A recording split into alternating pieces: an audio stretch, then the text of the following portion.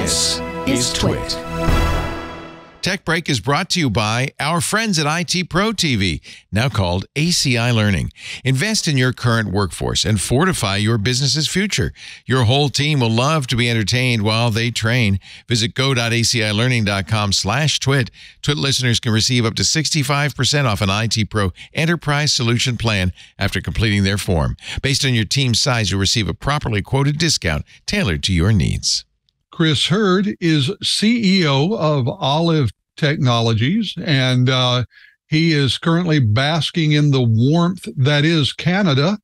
But we're glad to have him on because we're going to be talking about something that is mentioned a great deal during sales cycles, but tends to get skipped over by a lot of people, and that is the total cost of ownership. Now, don't go rolling your eyes. This isn't one of those boring, drab kind of accounting topics. This is something that's critical because, as anyone who buys technology will tell you, the purchase price only gets you in the game. And that's where your real expenditures start. Add up all of those expenditures and you get to the total cost of ownership.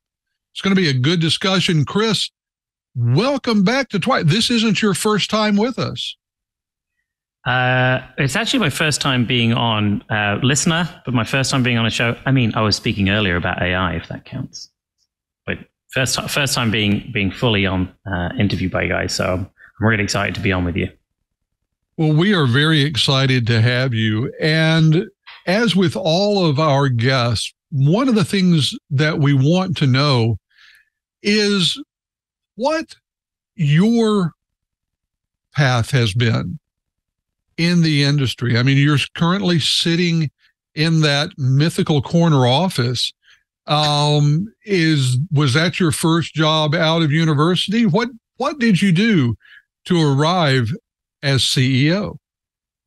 Oh, wow, that's a lot. And also, I'm not sure I can carry on the trend of best section. I'll try my best, but this may be a first one to break it, but we'll try. Okay, so I won't go all the way back, but I've done a lot of things. I've been a professional poker player. I was a stand-up comedian. I studied marine biology at school. That was always my dream. And then one of my mates said, oh, you'll make a bunch of money selling stuff. So I was like, all right, I'll try that out.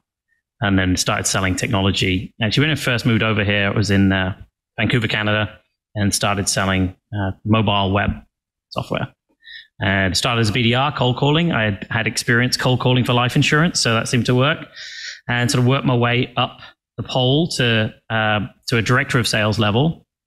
One of the things that I noticed as I started to sell bigger ticket items to companies, there was a lot of bias. Like my job was essentially to bias people into buying whatever I had, because I only had one thing to solve. There's a load of solutions for any given business challenge, but as a salesperson, you only have one.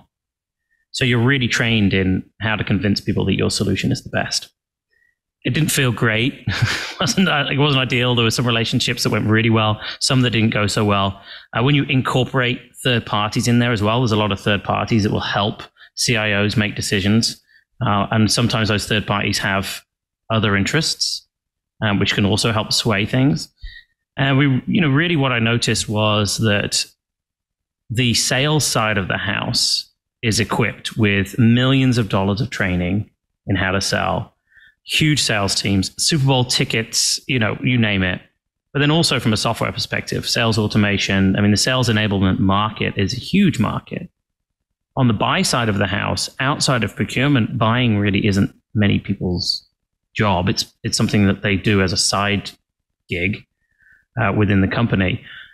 There's very little training to IT teams, technical business leaders in how to evaluate and select technology. And also there's a dearth of software. Like people are on spreadsheets today. Even if you hire the big four to manage some sort of technology evaluation or decision, you're going to end up with a big spreadsheet and a big PowerPoint. And so just that complete imbalance to me stood out as a problem we can solve here. Let's jump in and jump into it. The first thing we looked at was sourcing, right? RFPs and sourcing seemed to be the biggest pain. So that's where we kicked off building a platform that can help companies manage RFPs and source. And, we've moved on and expanded past there, but that's still the core of the business. And of course, we've got AI. So I'm panicking about all this legislation. We have AI that helps out now. I think that's pretty standard. But yeah, that's it. I mean, from a business standpoint, I talk to you hours about the personal reasons why I'm in Vancouver, Canada, but that's a story for another day, maybe. Well, it's interesting that you talked about being in sales so often, because that really does begin to get into the TCO question.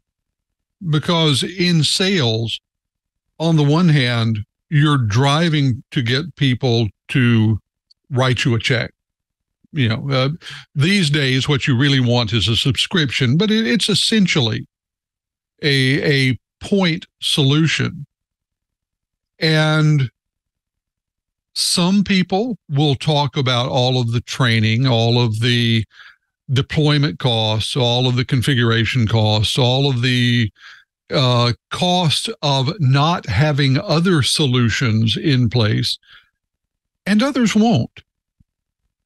So when you're talking to people now, do you find that during the sales cycle, are most buyers looking at the transaction cost or the total cost of ownership when they're trying to make a decision on this vast spreadsheet they will have put together?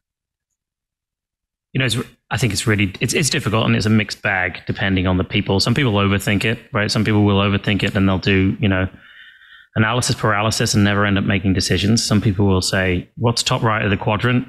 Or who does my mate think is great? So, there's a mixed bag in terms of how much of the TCO is being considered in these decisions.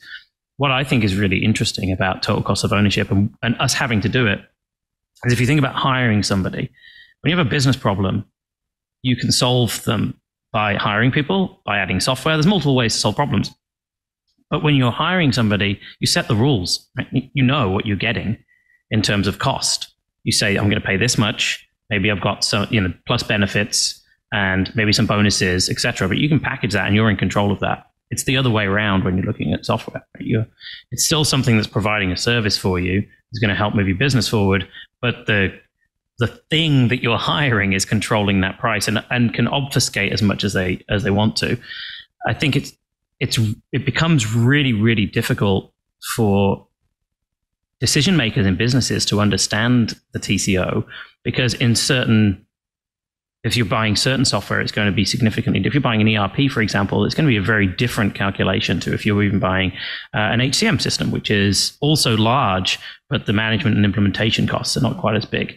And so, are people doing it well? I think it's a mixed bag. One thing I can say that gives me confidence in people spending more time on this, we actually have a TCO module within the application, which is actually one of our highest used portions of our application since we launched it, which is really interesting. But also what we've seen over the last 18 months is that not only are sales cycles getting longer, in actual fact, the negotiation phase of an enterprise deal is now almost twice as long as the legal review from the data that we've worked with. So seeing that is one area you can see people are really, really negotiating a lot longer than they were previously. But also in the last 18 months, we've seen a vast increase in the number of requirements in any decision, and also the number of vendors evaluated in any given decision. So what that says to me is that while yes, it's a mixed bag of whether people are evaluating TCO, I think people are getting more wise to it. And at the very least, they are slowing down and not jumping to buy something based on just, oh, that's how much it costs, let's go for it. It seems like there is a bit more scrutiny happening today than there was 12, 18 months ago. When you're looking at that scrutiny, when you're talking to companies about that, you've been doing this for a couple of years.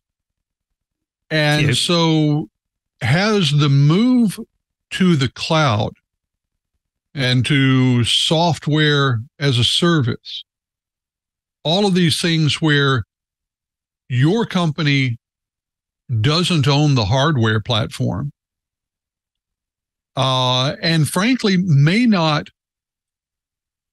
own the maintenance of the software. Is that complicating these TCO calculations, or does it, as many people hope, remove them? I don't have anything beyond the cost of the software or service itself. It's absolutely free past that. What are you seeing in terms of these different models of sourcing the functions of software? Yeah, comparing on-prem to cloud is actually a really interesting one, because it does take away certain elements that you have to evaluate, right? How much is my team going to have to spend managing this and maintaining this, updates, et cetera, et cetera. Some of that is now shifted over to a price increase. I'm sure a lot of people that are listening in here have experienced an annual price increase from almost every vendor. Actually, this year, I'm sure a lot more than historically. So these things didn't happen before, right? You may have updates that you could incorporate, your team would manage it, but the price increase would be less dramatic. So I think that's one thing that's changed with the advent of cloud, but there's a lot more intangibles now. So we talked earlier about data and risk, and the Okta breach, for example. There's a lot of cost associated to those kind of events to a company that you were able to control that security a lot more previously, right? You were able to control your data a lot more. And so that's a kind of intangible piece that you have to incorporate when you're ever looking at TCO, is not just, okay, what's the actual money I'm going to spend here? But then you also have to incorporate, what is the risk, right? So we're talking about security risk. Okay, if there's a data breach, I need to now include that as a potential, the likelihood of that happening, how much that would impact. And now, okay, that's needs to really go in there as a hedge. Okay, this may cost me something in the future. There's risk of low adoption, right, that people don't really think about, where a lot of the times it may not deliver the value that you initially wanted it to. That might not be because you chose the wrong software. That might be because you did not train your team well enough on any given application. Then we've got to consider extra training costs. So I think there's definitely been a shift in the total cost of ownership discussion, but it hasn't necessarily, it's not taken things off the table. It's taken one away and added more to it.